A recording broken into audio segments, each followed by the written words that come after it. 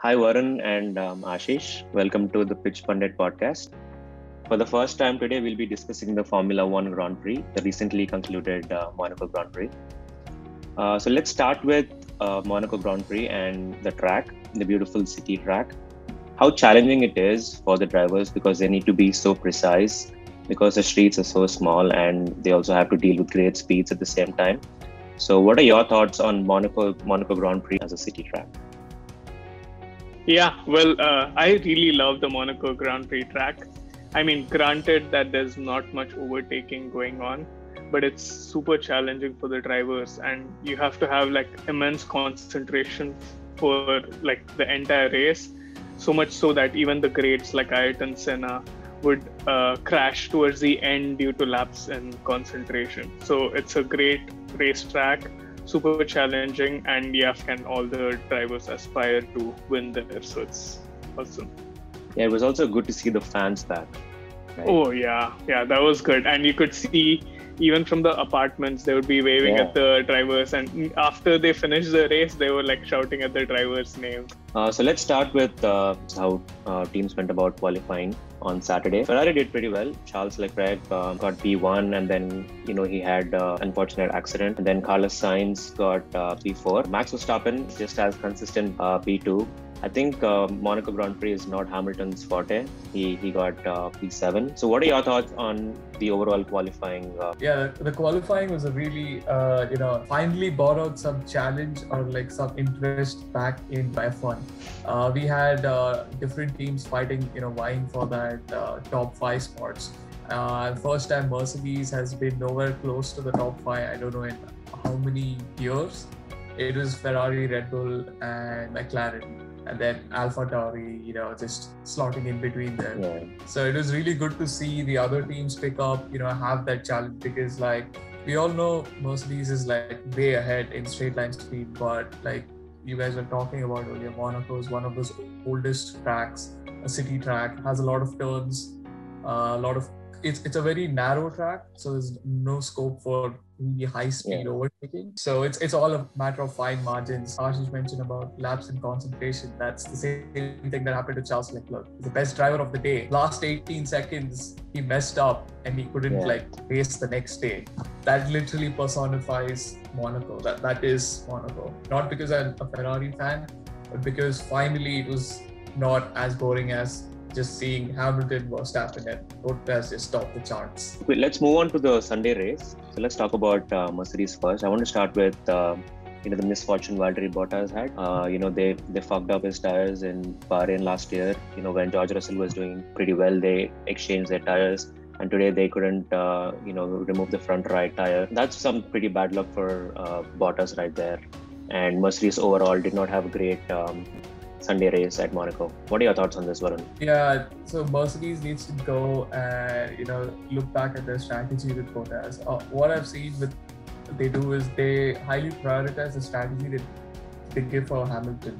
Even the race prior to this, Bottas was second, and then rather than giving him the better strategy, they focused on Hamilton getting that early pit and trying to undercut Verstappen. That's what happened, because Hamilton was able to chase the remaining 5 people and then catch up to Bottas, and then Bottas to the pit stop. So I think Mercedes or Bottas needs to just make it clear that I can't play second fiddle anymore, and all this comes to that lack of planning. No, I don't think they're giving Bottas the respect he deserves, and they're just screwing up, because this never happens with Hamilton. Imagine if this happens with Hamilton.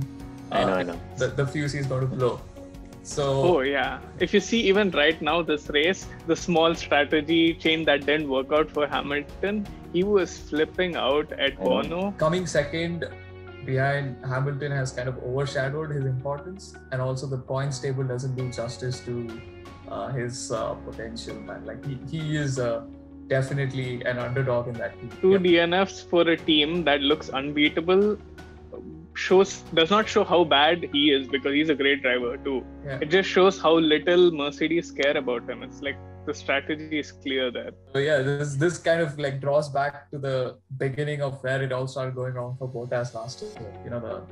The screw up they did in the pit stop when they messed up the tire assignment and they put one of Bottas's tire in George Russell's car. That's where it all started. So at that point, Hamilton had pretty much locked up the F1 championship. It's just mathematically a few points away. He's down with COVID. George Russell is racing in his car and he's leading the race. We all know Hamilton has a bumper contract. We all know this year onwards we have a cost cap. Even though driver salaries are excluded, I think that if Russell would have gone on to win that race, I don't think Hamilton would have had the leverage to ask for a $55 million contract this year. Because that just shows he's not a rookie, but then someone who hasn't even tested the Mercedes car is just sitting in the championship. Obviously, yes, it's a champion car. But Hamilton was given the same chance back in 2008, 2007 when he was a rookie. He got Fernando Alonso's car. He was racing with Fernando Alonso and he lost the world championship by 1 point. And I think it's just the world coming full circle where George Russell is on his heels. And I think if Hamilton doesn't win this year, I think it's the end of the road for our champ, 7-time world champ. Okay, so quickly moving on to Red Bull. What a race weekend they had. Max Verstappen P1, what an absolute champion driver. He's become so consistent. He isn't the same Max who used to fight in the midfield anymore. His only competition right now is Lewis Hamilton, and he has been on podiums consistently throughout this season. And overall as well, Red Bull had a pretty good result. P1, Max Verstappen, and P4, Sergio Perez. Max Verstappen is also leading in individual points, and also Red Bull is leading in the Constructors' Championship points as well. So massive result for Red Bull, massive weekend. You must be elated as fuck. Ashish, what are your thoughts on this? Oh yeah, I'm super elated. Yeah, because I'm glad you invited me back on this podcast, because this time I came in representing the winning team. But yeah, I'm super excited. Max knew where he had to pick up on, because he's a great driver. He has the skills, he has the raw pace that it's very rare in the drivers. Few are showing some glimpses. So Max has the potential to be the next world champion, and he's finally living up to that title, and that's good to see. Yeah, you can also see how him and Sergio have the same car, and him and Albon have the same car. His teammates have always struggled. That the guy just can extract that extra second out of that car. Like he's on a different level, irrespective of whichever track. He's always up there. Christian Horner also sets such high standards for the Red Bull racers. Pierre Gasly and Alex Albon couldn't live up to the expectations and the pressure. Red Bull expects you to get onto the podium every race. That's the standard that Red Bull has. They want to be competing with Mercedes, and they want to beat Mercedes at any cost. So far, they have been doing pretty well this season. Christian Horner must be a happy man. But the thing is, that you mentioned about the Red Bull second driver, I think Perez has a great potential, and he's slowly getting back into the car and trying to understand his strengths and the car's strengths to kind of capitalize on that. This race especially, I think he started 9, he ended up 4th, so he did gain 5 places. So 4 places in Monaco is a big achievement. I think he's finally catching up, because Red Bull is a very hard car to control. It's not as easy. I think once he finds his feet, I think Max and Sergio will pair up nicely, and these 2v1 strategies where Mercedes gang up against Verstappen might not work. And I think we're going to see more exciting partnership. Okay, so quickly moving on to Ferrari. Nice poster you got there behind you, Varun. Yeah. Awesome. Bad luck to Charles, like at his home Grand Prix at Monaco. I think he hasn't finished a single race in the last 4 years that he participated at Monaco.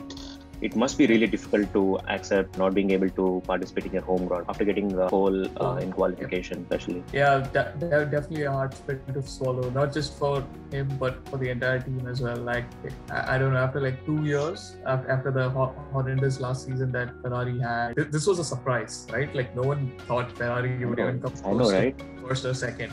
So trying to race or be on par with Max. I mean, Charles Leclerc is very talented. We're just waiting for the car to catch up. 2 years ago, you saw him win in Italy, lead the race from pole to the end of the Grand Prix. So he definitely has talent. So yeah, it is very unfortunate to see him not start the race, because we all know if you start on pole in Monaco, you have 90% chance of like just Yeah. getting that win, and Max showed that yesterday. So yeah, it's definitely unlucky. The thing is, Ferrari could have easily opted for the new engine. They should have, in fact, but they were scared that they would lose the pole and tried to take a gamble trying to fix the engine. But as soon as I saw the crash, I knew he was going to get a grid penalty. We were, in fact, discussing that he might get grid penalty. If it would have worked, we would have called it. It was a masterstroke. So it's like it's a high risk, high reward situation. But that's a good point you call out there. They could have gone. That would have been the safer choice. At least he would have finished with some points. But podium. But yeah, I think it just didn't happen. And I really hope it was a team decision and not like against Charles' wishes. But I think it was a team decision because Charles was well aware, like you start from pole, you have the best chance of winning. And I guess that's where the high risk, high reward. And it didn't work out. The gamble didn't pay this time. But good signs, Carlos Sainz performed well. Yeah. I think what a good result for him, right? P2. Yeah. Second podium at Monaco. He came above McLaren, his McLaren teammate Lando. So, a little point there for him.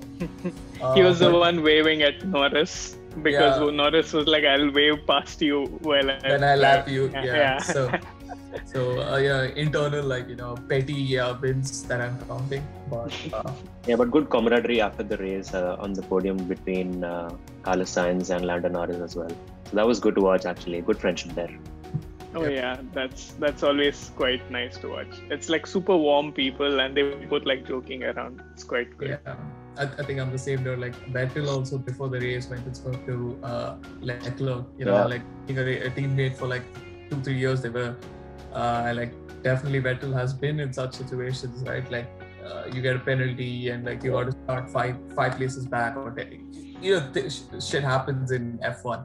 I guess that was really good to show that, even though your team loyalties change, at the end of the day, it's still a sport, and there's sportsmanship in this, high pressure game that we all love. Yeah, speaking of Lando Norris again, what a massive result for him, P3, again, his second podium. An interesting point here that I want to mention, in lap 53, he lapped Daniel Ricciardo, who ended up with P12. That was a very ouch moment for Daniel Ricciardo. He likes to be the alpha driver. I think that's why he also made the move to Renault from Red Bull and from Renault to McLaren. But then this was a very hard pill for him to swallow, I guess. Oh yeah, that was definitely a very painful moment for F1 fans in general, because I don't see many people who do not like Daniel Ricciardo, because he's a great driver, and when he moved to McLaren, it was super exciting for sure. But one thing we all knew was who's going to be the alpha driver, because Norris is stepping up and outperforming his car, like how Verstappen's doing for Red Bull and Leclerc's doing for Ferrari. But we wanted to see if Ricciardo would be up for the challenge like he would have been if he was in his prime. Something I'd like to add there is, like, even with Renault, the 2 pre-seasons he had, the first season wasn't really great. Obviously, the car also was not at the level McLaren is right now. Might not be an apples to apples comparison here, but then definitely, the guy, he's raced with Red Bull for a long time and then like moved to Renault. They do their things differently, and then he switched quickly to McLaren. So I think there's a big learning curve. He is insanely talented. Like 4-5 years ago, he won here with like a broken car, with 40% power loss. He still won. He held on to pole and won Monaco. So he has a fighting spirit, right? So maybe we can't write him off just yet. If you guys recollect, last year in Renault, he really outperformed the car and the expectations. I think he got a podium as well. He got 2 podiums. Yeah, I think ever since he made the decision to switch to McLaren, he started performing well. I think Cyril was super pissed, but then he managed to keep his composure with him. Yes. I think in the second part of the season, I think he did pretty well, but that was after he made the decision to move to McLaren. So before we conclude, I want to quickly talk about Haas.